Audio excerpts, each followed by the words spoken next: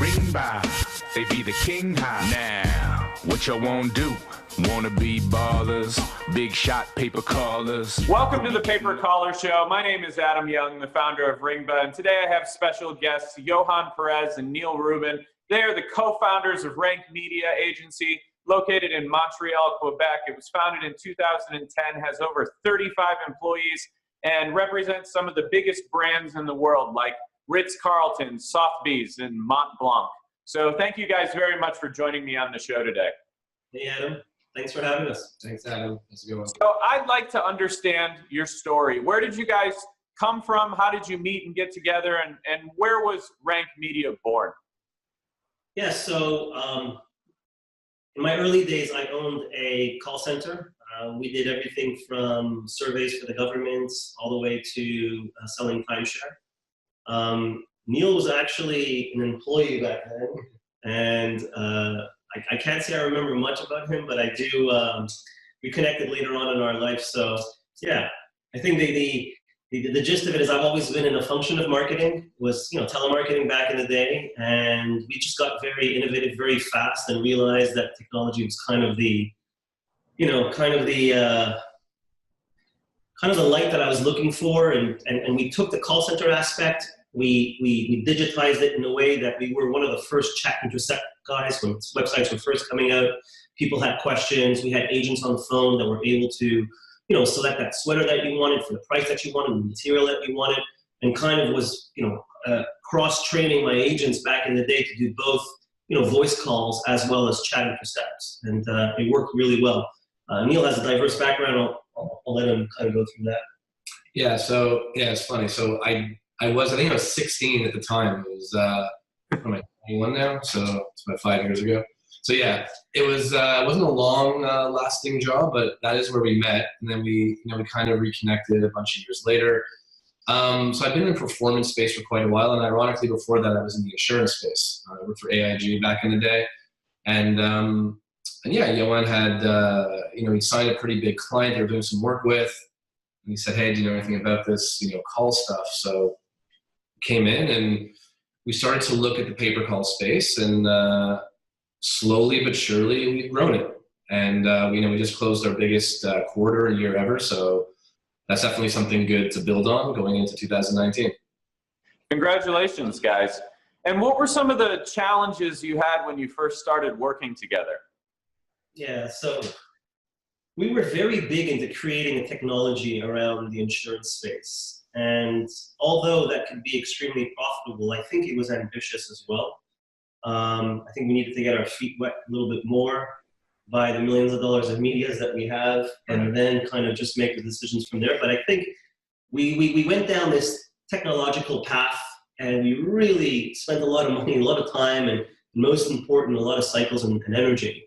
And we didn't get very far. Some of those things we still use in our conversion funnels today, but for the most part, I think that was our biggest initial mistake, right? That for sure, yeah. I mean, it's tempting. A lot of people, get tempted by that when they first get into a space, which really is technology driven. I mean, I don't have to tell you that. I think another, not mistake, but something that we didn't know initially how hard it would be, our own assets. You can't just build a website and everyone comes to it. So, Rank Media's real expertise is, SEO, hence the name. So it took us a while. It took us a few years. And I'm not kidding. It took us a few years to finally not only get a handle on our own properties, but to optimize them, to figure out a way to monetize, all the traffic. And that's the reason we just closed our biggest years, because I feel we're at we hit that first step. There's many, and we hit that first one. Of course, we made an acquisition last year, which proved to be very successful. But I don't think we realized the time it would take. And I think out there is that if you really want to succeed in the space, it's important that you provide something different, some added value, and owning your own properties, managing your own media, being the cook in the kitchen versus letting other people cook for you is a very important lesson that we learned. And it took us a few years. I love what you guys just said there. First and foremost, I completely agree with you. I've owned a lot of businesses and been in performance marketing a long time myself, and selling technology and building technology for people has been the greatest challenge of my career. It's the hardest thing I've ever had to sell and build and manage. And so I respect your honesty there. And I think you're absolutely right. A lot of people get into a space, they start to see some success and they're like, we'll build our own technology. And that can be a great way to burn all your capital with no results. And so I completely agree with you there. And then also, I loved what you just said about how it took a lot of time to really understand to do the SEO and how much time and effort it took to actually start building these assets. And I think it's something that people don't really consider when they get started, is that it's a lot of work to build a digital media agency. It's not simple. It requires a lot of sleepless nights. And correct me if I'm wrong, but I'm sure you guys went through trials, tribulations, working late nights, weekends, all that stuff. We still do. I remember one morning, I take public transit to work because I'm cool like that. And basically, I see on my phone some kind of weird notification, and I think it was early. And I call Yo and I go, our sites are down. They're all down, all of them. He's like, what? And then it was just like a little tiny thing, like it was a server migration, you know? And it was like, it was a hiccup. It took an extra hour, but you lose years off your life when, you know, when your entire livelihood suddenly is like it's, you know, again, that is technology. Like there's something with Google, there was some kind of, wasn't identifying something properly.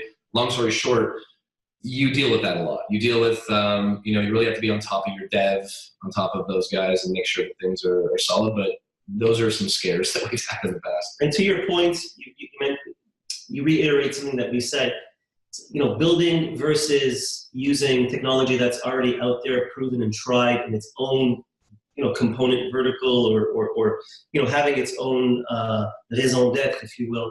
It's crucial to what you do. So back in the day when we had call centers, we used to do direct marketing on TV, radio, print, and if only we had a technology like Ringba back in the day, it would have served us right, because back in the day, it was all call center based. You weren't able to skill based route some of those calls. You weren't able to understand who monetizes best for you. You weren't able to capture it other than with a human. So if you did a great TV commercial and it hit, you know, 15,000 calls and your call center that you're overflowing to was too busy, you lost the calls versus rerouting them. And I guess to your point, today we don't want to build technology. We want to build assets online. We want to build great content. We want to build control. And I think we want to let the guys like Ringba and other technologies that we use, you know, help us, you know, mitigate loss. And that's really what it comes down to. Well, let's talk about that for a second. What are some of the lessons you can share with our audience about actually building assets? And then let's also talk about the types of assets you guys build. Without revealing too much, can we get an overview of some of the assets you have now that are really producing well for you? And then maybe some tips and tricks around how you guys actually built those assets. Yeah, so we have over, you know, 75 properties that we cater to and nurture to, mostly around health, Medicare, and financial space.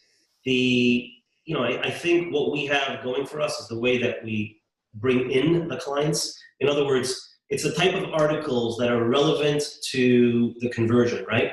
So you're going to build an article that talks about the differences in Medicare today, talk about the donut hole, explain it well. People that are researching it at that level, if you're providing good communicative information for them and they get to learn on your site, the truth of the matter is that they'll be more comfortable to maybe give us a call or fill out a ballot, versus you trying to just, you know, hook them in somehow through the internet and, you know, get them into a quick call path and they still don't know really what they want.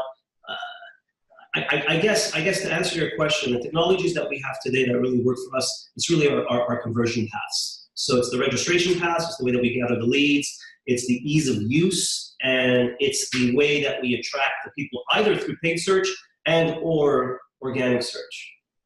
I can't add anything to that. Well, I think that was a great overview. And when it comes to your specific audience, which is health and older people, I'm sure you find that the more quality of the content, the greater the conversion rate. Right. The only thing I was gonna add was that people underestimate content quite a bit. We invested heavily last quarter, and our plan for 2019 is really stacked on the content side. And from what I've learned, remember, I'm not an SEO expert. I don't come from that world, but I've obviously learned quite a bit. The just banging out content is one thing, but good content ranks better. Google likes that better. They see that it's more relevant. Google's a relevancy engine at the end of the day. And don't underestimate content. You gotta listen. If you can't write it yourself, which most people don't do, you gotta hire people to write it. You gotta make sure your content is fresh. And you wouldn't believe we're specifically in the over 65 space, in the Medicare space. So when you combine that with understanding, the demographic, the demographics of that, over 65, and also the way in which they use technology. Remember, we're kind of going into the last generation of the over 65, so we're still not so tech savvy. So you're seeing a lot more calls from iPads because they use their iPads like all day long. And if it's not an iPad, it's likely a desktop. So you don't see that trend in the people, 18 to 40 to 50, they're using their cell phones. So you get a lot of mobile type calls. And like Yohan said, the paths there will be more direct from an ad. We see that more likely. But in the over 65, you see people consuming more content, spending longer times on site. You have to understand your analytics to be able to cater the type of content and the type of paths to each type of demographic. And why did you guys specifically choose to focus on these older verticals? So, there's a lot of reasons. I'll give you a good one. So the over 65 space, obviously, just, you think about it, the population is a fraction compared to the 18 to 64 space. It's just, we all, pass grade 3 math, so we know that. But the thing about the over 65 space is that in the States, we're from Canada, so it's a little different, but in the States, there's a lot of marketing that goes to attract that age group because you're getting into a place where you're taking more prescription medication. And just by default of your age, you're also, you need different things. It's a subspace called the DME space, durable medical equipment. So it's people who might need back braces, who might need, that chair thingy that goes up your stairs. It's a massive industry, and there's a lot of cross-sell opportunities. Our clients are just, the value of a 65, 66-year-old in terms of like your long tail value is something like triple, quadruple what a U65, an under 65 client would be. Especially open enrollment time is when everyone can switch their health insurance, 6 weeks. They're more apt to do it because they're more apt to shopping. They're a shopping generation. And the generations now, of course, it's all the younger kids, but people into their 40s and 50s, they shop. People over 65, they're not as keen to suddenly it's open enrollment, they're gonna go switch. So when you have a client, you have them longer, the over 65 space, and you can sell them more, you can upsell, you can cross-sell. So that's why we put a lot of our efforts into that space, because it's a lot more profitable, and for our clients, the long-tail revenue is much larger. And so just to recap, you guys are essentially building assets, putting quality content on those assets that people actually want to consume in your demographic. You've chosen a demographic which is extremely high value, and you focus on that demographic. And then once you have a customer that likes your content and trusts your brand, you continue to upsell that customer and cross-sell that customer on all sorts of various products and services. Yeah, we do sometimes, but our clients also do that, and we differentiate the two. So the clients that do that pay a bit more because they know they need the customer. At all costs, they need that customer, versus some clients who just want to go sell that client Medicare, that's it. You have different kinds, but pretty much you just nailed it, yeah. So what are some of the ways that you guys created a competitive advantage inside of this 65 plus demographic space? Yeah, so, it's a very competitive space. And just to give you a little differentiator, there's so many people, like I mentioned, 18 to 64, there's room for a lot more players. There's a finite amount. Yes, it grows. They say the number is 10,000 a day is how many more people turn 65. But it is much more competitive to get into that space. So Yohan went on this quest. We're gonna find this company. We're gonna buy this company. We didn't know what the company was, but we knew we were planting seeds and building out these properties, and they were starting to get traction. But SEO, it takes time. So we knew we had to make a leapfrog ahead, and we decided as a company we were going to make that investment. And if the opportunity was right, we were going to look to make an acquisition last year.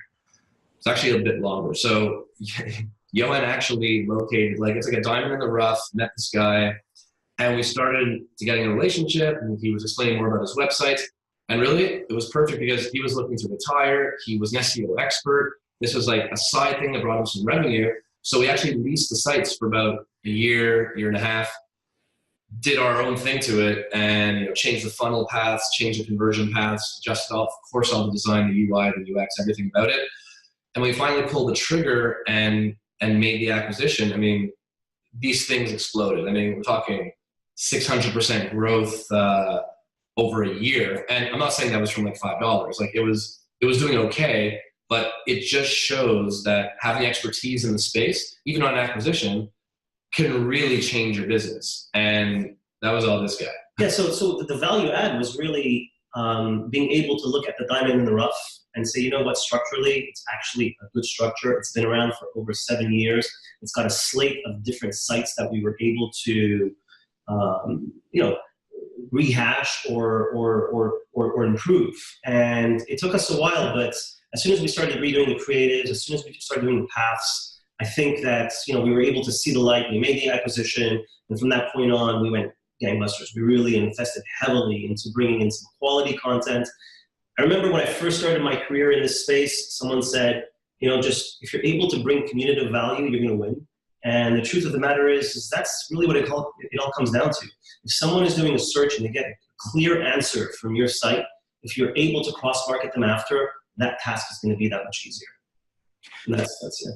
Let's talk about that acquisition for a moment here. What was the process you went through to actually find some of these websites to potentially acquire them? And then what does an acquisition process for a website look like?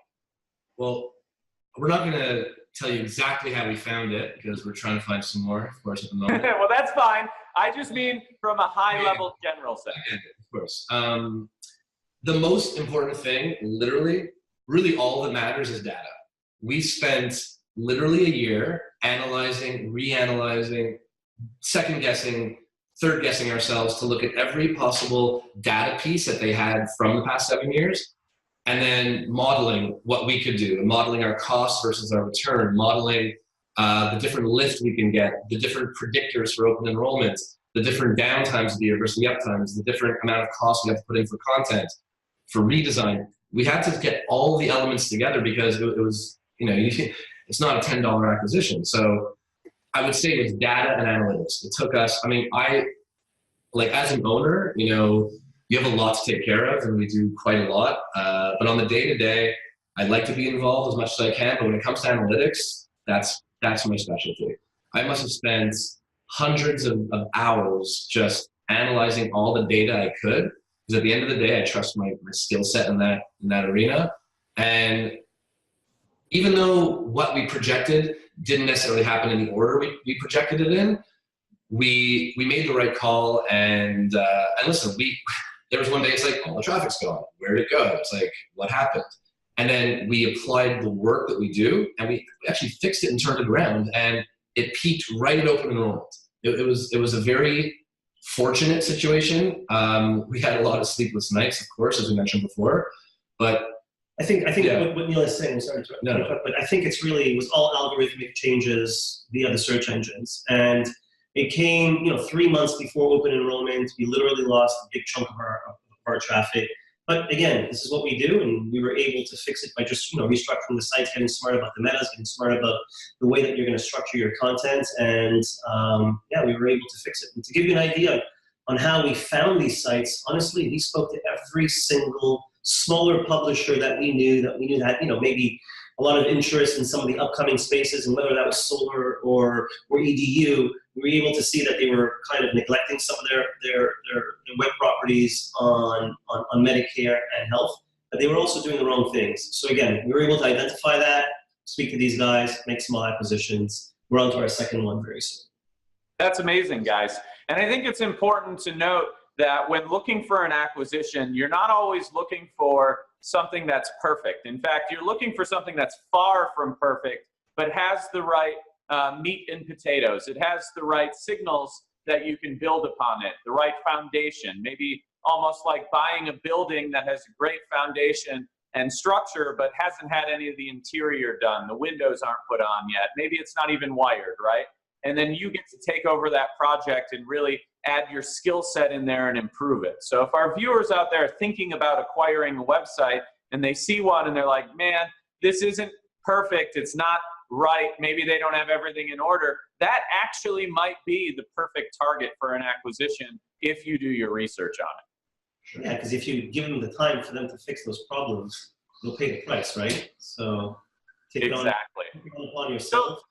So let's talk about calls for a minute. What do you guys use right now as a strategy to find more buyers for your phone calls? How do you interact with your buyers on a regular basis? What are some of the pitfalls of actually working in the trenches in the pay-per-call space? Yeah, so the one thing that I will say, and one of the reasons that we really chose, to focus on calls is really it eliminates a lot of the BS, right? It eliminates a lot of the fraud that happens in data. You can be selling someone data and it'll take them 30 days of them buying from you every single day to realize that, you sold them something that was sold to another dozen people. The reality with calls is that, you stand behind the way that your media bought, you stand in the way that the calls are coming in through your organic sites. And if you're that confident, you're going to put your confidence into a time span. So, we sell calls at 30, 60, 120 seconds, depending. If we didn't do our job correctly, then you're going to be able to pre-qualify that person right off the bat, right? 100%. What was the other question? Well, to kind of expand on that, in terms of managing clients and getting clients, because of what Yohan said, which is really the crux of what calls are, is that they're immediate. It's someone's on the phone. You're not calling them back. It's not like I'll talk to you later. It's they're on the phone at that moment. You get the feedback loop's a lot quicker. So you could have clients saying, these calls are awful. Well, what are you sending me within a half an hour, or the reverse? So I truly believe that a good sales process and a good account management process is really a big differentiator. We have a very aggressive sales team, and we also have an equally aggressive prospecting team.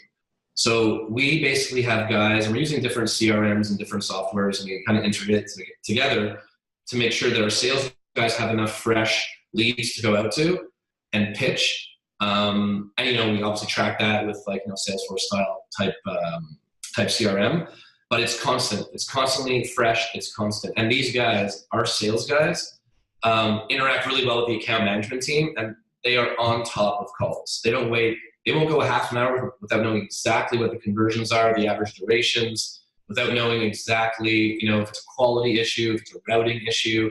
You have to be on top of that. If you're in the call space and you just think you're going to come in and broker a few calls here and there and not check on the client, you literally won't have a client for more than 48 hours. Because the amount of feedback that you're going to be getting and need to give, and the feedback loop because you can change things like that. I mean, I'm sure you must see this daily. There's tiny tweaks you can make in Ringba, tiny tweaks you can make in your system that you might not catch, and suddenly it's a disaster. So you have to be on top of these things because someone's on the phone. You submit a data lead, it messes up. All that person knows is that they filled in their information, press submit. If it messes up after that, that person's already gone and went to lunch. Like, the person's on the phone, it's a live human. It took a long time to get to this point for technology and media to get to a point where it's instant. So you have to be really on top of your clients. And we're very old school. Don't forget, I come from a telemarketing background. I believe picking up the phone and doing it old school, it works. You build a relationship with someone. And like I said, it's not the type of product where you can have a dozen question marks. I'm going to send you the calls. They're live. You'll know instantly whether or not we can do what we say. So yeah, our sales team is pretty aggressive on the old traditional ways. And I'm sure that team listens to a lot of phone calls constantly too, right? Thousands. I do. I listen to thousands of calls a month. Yeah, when we start a media buying campaign, and depending what you've put into that basket, maybe some of the keywords were, I don't know, people are looking for the Obamacare helpline. People are looking for things that are irrelevant. You'll know it by listening to a couple of phone calls. So to answer your question, we have a QC department that does it, the salespeople do it, and the media buyers. Will someone pick up some calls just to see, why am I not converting? Something must be wrong. And per those conversations, I thought I was calling the Obama, health line or the customer service line. And right away, you're able to alter your campaigns. Yeah, so allows us to negative match, allows us to do a lot of different filtering. So it's key. You don't know that from data. You send someone 100 data leads. You won't know. You won't know for a while until you get some feedback from, hopefully it's that client, their client. You won't get feedback. So you need to really be on top of it or you're going to lose clients quickly. And I think that's amazing advice. I talk to a lot of our clients, and we have a lot of people that are new to the pay-per-call space and are trying to build a business in it. And the number one thing I tell them is listen to the call recordings so that you can hear what the customers are saying, the feedback on keywords like you guys just mentioned, and what the call centers are doing. Sometimes agents are cherry picking, or they're not trained very well, or aren't handling the calls properly. And so the first place I go when a customer asks us for help is the call recordings. Listen to a few call recordings, see what's going on. You never know. Maybe the buyer has technology issues, can't hear what's going on. Maybe their agents don't know their script properly, or don't know that the calls are coming from Google AdWords or something of that nature. There's an endless list of reasons why things can go wrong. But what I find is that the people who are having issues in our space are the ones that aren't listening to call recordings and aren't putting in that work. And it's a lot of work, don't get me wrong, but it's just massively educational to sit there and listen to the calls, and sometimes hilarious. Often hilarious. Sometimes very sad as well, but often hilarious. So guys, what do you think some of the biggest opportunities are going to be this year outside of what you're currently focused on? On a vertical basis? Just in general. I mean, we have a new fresh year. The space is growing. We just came back from Affiliate Summit, and we noticed that there were like 300% more meat market tables that were involved in calls. There were more booths that were involved in calls. We had hundreds of people turn out for both of the parties we threw. I mean, the space is growing. And so what I'm asking is, where are some areas that our listeners can go look at and research and find new opportunities in? Yeah, so the traditional shows, Affiliate Summit, LeadsCon, I think that still works. But if I had to give advice to your audience, it would be go, hyper local into your segment. So that means that if you're in the health space, you're not necessarily going to find all your partners and buyers at those shows, but you will find them at associate shows, shows that represent the entire industry as a whole. You may want to listen really into some of the broadcasting that people are doing in and around that space, and offer your knowledge. Become either a guest speaker in some of these, unique shows, or become a guest writer. So I think there's a lot of opportunities going, not necessarily where, everybody travels to, but going into some of these pocket shows or pocket associations and getting to know that industry from the back door, if you will. And that's advice you guys live by. Neil, you're one of the most booked speakers at any trade show for the pay-per-call space, right? That is correct. Yeah, it's true. I get a little shy up there sometimes. No, that's the opposite. I'm often not. I always open with Canadian jokes because it's ironic that Canadian companies in the health space, so we kind of just say, we don't buy the product, we just sell it because it's free and all that. So yeah, I think to that point, yeah, we do speak quite a bit at different conferences. And just go back to your question. So I also think from a vertical perspective, I think we identified the financial spaces, financial assistance spaces last year. We're not the first to identify it. We just said, it's something I think we're going to be comfortable in. Represents a lot of cross-selling opportunities. So we've been playing pretty aggressively in that space as well. So in the tax space, credit card, unsecured debt space, there's one, listen, you got to look at verticals that aren't going away. Debt is never going away, and health insurance is never going away. So as long as there are people, there'll be those two things. So we obviously like to focus on large verticals, and also verticals where we think we can carve out a little niche. I think we're getting more comfortable with the understanding of the financial assistance space. We're building up some properties as well there. Always looking for some acquisitions, which, as Yohan said, we're working on another one at the moment. So we're going to follow the same path and also apply all the lessons that we learned. So if I had to say, to people out there, I think the financial services space looks good for what we want to do, but everyone's a little different. Some people have different backgrounds, so they might, lean towards EDU. They might lean towards, different types of technologies. But from a vertical perspective, I think it's safe. There's also the mentality of the long game, right? To all the media buyers listening, it's fantastic to be able to put yourself a good media buying campaign and make a good vig on it, and you'll be very happy. But if you intend to stay in this space, the long game to us is building and buying some of these other properties, and truly, once again, giving this community that's looking for your research, looking for your data, looking for your answers, give them some true, easy, bite-sized ways to kind of get answered. And once you do, you're playing that long game, and you got to mix it up with some media buying, because you're not going to be able to get everything you want out of the organic space. But I think the opportunities is really to plant the seeds for the long run. Well, thanks, guys. I really appreciate you taking the time to join me on the show. If people want to do business with Rank Media, how do they get a hold of you guys? Well, we're actually rebranding this year. So very soon we'll be launching Rank Networks. We've been planning it for about a year. I think we mentioned when we met back a little while back. So it's something we're very excited about. So we'll be launching our website soon, and our new brand. Yeah, for the time being, rankmediaagency.com. Get a hold of us and take it from there. Awesome. Well, thank you so much, guys. I appreciate your time. Thank you, sir. Thanks, Adam. They do their thing high. Yeah, calling about the Benjamins, Thanks for watching the baby. Paper Collar Show. Let us know what you think by joining the conversation and commenting below. If you like this video, hit the like button. If you're new here, be sure to subscribe. And if you're on mobile, tap the bell. Whether you're new to Paper Call or an industry veteran, we invite you to join the free community at papercallers.com. This episode of Paper Callers is brought to you by Ringba Call Tracking and Analytics. See how Ringba is inventing the future of calls at ringba.com. See you next week.